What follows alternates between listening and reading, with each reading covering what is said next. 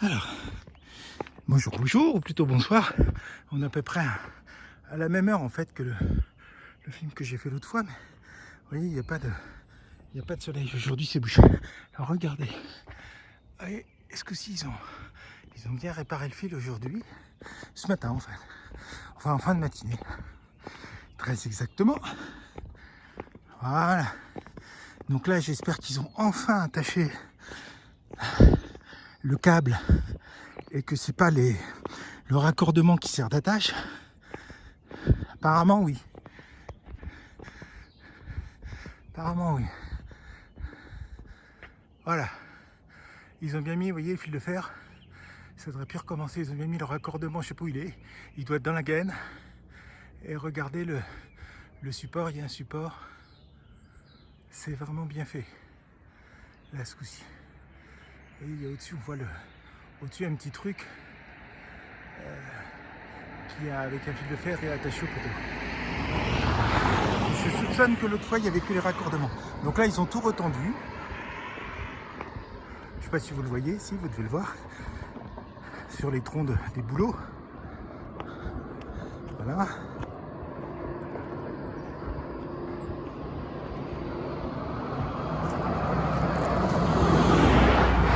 Donc là, ils l'ont réattaché aussi, ils sont retendus. Ils ont bien fait ça.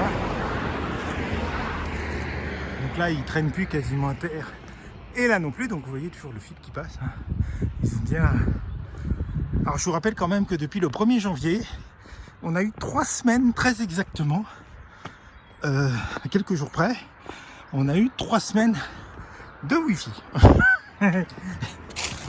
Et de téléphone fixe, ce qui est quand même remarquable. Depuis le 1er janvier, on est quand même fin mars. Voilà, donc là, effectivement, ça va aussi ici. Non, c'est là. Je suis allé trop loin. Alors, il est où? Il est là. Voilà, le poteau est là. C'est là que c'est hallucinant. Les lichens, mais beaucoup de lichens sur les arbres. Signe que c'est pas une terre riche. Voilà, donc vous voyez, on voit bien ici le fil qui part dans les bois. Donc combien de temps ça va tenir s'il y a du vent. Là, c'est une attache un petit peu souple, hein. On voit. Et donc ici, par là, je sais pas si vous voyez, voilà. Donc ils ont apparemment retendu tout ça sauf l'attache du poteau. Donc vous voyez que le photo, si on compare les deux troncs, il plie, il penche. Parce que là, l'attache, en fait, c'est vraiment... Je suppose que ça va aux granges qui sont derrière. Mais en passant par les bois, c'est peut-être pas... Ils auraient dû faire passer ça par le pré. Il y aurait peut-être moins d'ennuis.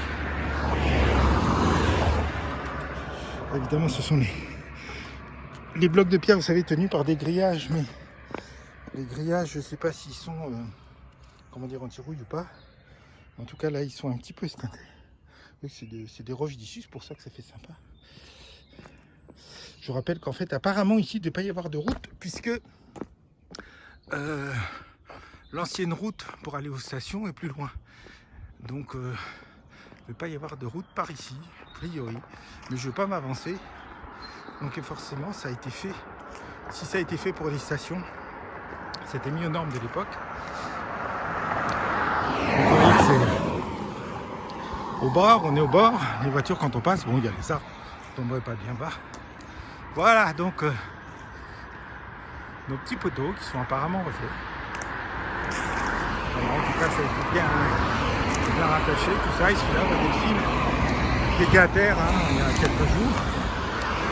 Là, donc voilà, on a gentiment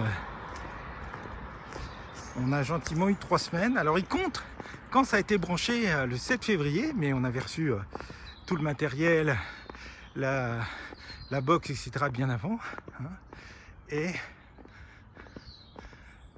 alors, début janvier. Et en fait, pendant un mois, ça n'a pas marché. Alors, ça, ils ne comptent pas. Ils vont quand même nous rembourser parce qu'ils nous demandent l'installation et tout. Et le premier mois, enfin les 3 semaines où ça a fonctionné, hein, gentiment. Ils sont cool.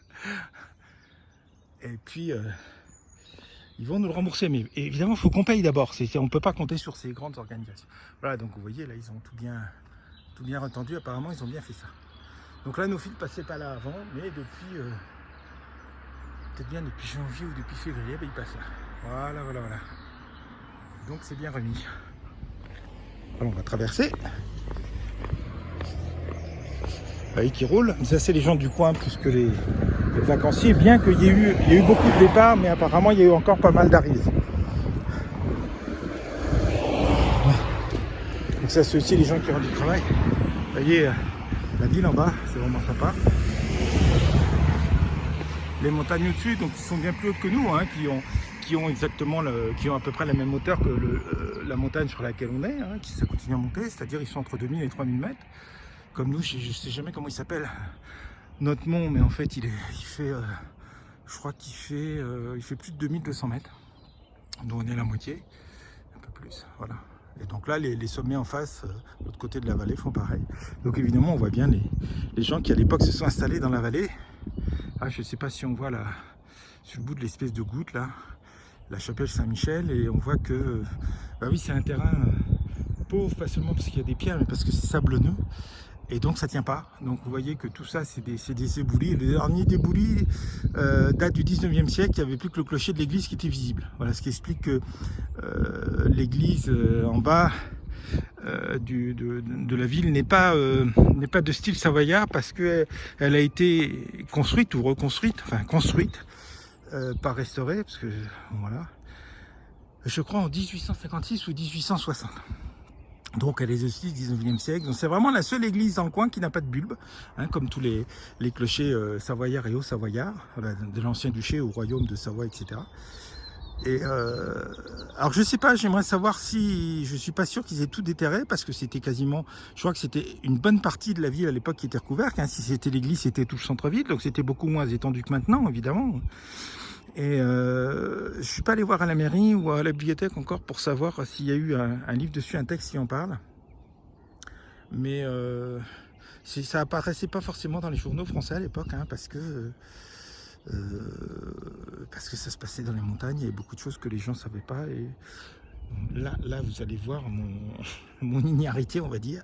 Je ne sais pas quand il y a eu le vote de la Savoie et de la Haute-Savoie pour être attaché à la France. Alors vous savez que c'est un peu compliqué par ici, parce que le comtat venessin, etc., a été, je pense que c'est par vote aussi, comme la Savoie, la Haute-Savoie. Par contre, Genève, c'est à la Révolution, qui est pas très loin, faisait partie de la France et a demandé à être attaché à la Suisse. C'est ce qui s'est passé. Donc je sais plus si c'est par élection ou pas. Ça a été fait pendant les premiers temps révolutionnaires. Voilà, donc vous voyez que finalement c'est très bien, parce que les gens ont pu choisir. Voilà. Donc, alors c'est vrai qu'il y a une ouverture sur la France du côté de la Savoie, de la Haute-Savoie. Il n'y a pas forcément une ouverture sur l'Italie, puisqu'on arrive au fond des vallées, hein, même si on est très près de l'Italie. Voilà. Voilà. Vous voyez, donc vous entendez toutes les voitures qui passent, les gens qui montent.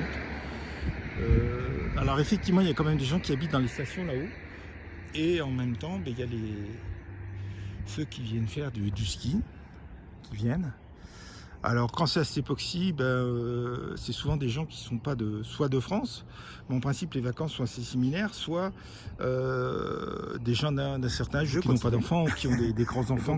Les gens qui viennent en vacances en ce moment, c'est soit des gens qui ne sont pas de France et qui ont, quand ils sont avec leurs enfants, qui ont des vacances qui ne correspondent pas à ce qu'on a en France, soit des gens qui ont des grands-enfants, ils ont leurs enfants d'université, ou des gens qui sont à leur retraite. Voilà, donc c'est ce qu'on a. Donc vous voyez. Alors il faut savoir qu'à partir de 23 h, il y a beaucoup de choses qui éteignent en bas. Ce qui nous permet de voir bien les étoiles quand même, c'est la pollution lumineuse. Et il laisse allumer vraiment que les grandes artères. Voilà. Sachant que c'est un coin très passager, bon forcément ils ne peuvent pas tout mettre dans le noir, je comprends. Donc il laisse vraiment allumer que les grandes artères, tout ce qui est... Bien que les hameaux en haut soient toujours allumés, mais c'est c'est pas les éclairages qui sont au bord de la route, c'est les éclairages qui sont à l'entrée du hameau, en fait, qui restent allumés. Donc c'est toute une technique, c'est vraiment très différent de ce qui se passe en plaine, c'est ça qui est très intéressant. Donc voilà, donc je vous ai montré à la fois le fil, je vous ai parlé de la ville, tout ça. Et aujourd'hui, vous voyez, on n'a pas exactement de soleil, on a plus, c'est nuageux. Donc voilà. Sur ce, je vous souhaite une bonne soirée, que Dieu vous bénisse tous et toutes. Et puis donc on va pouvoir reprendre les directs sans trop de difficultés. J'espère, pour au moins quelques semaines. Allez, à très bientôt, que Dieu vous bénisse.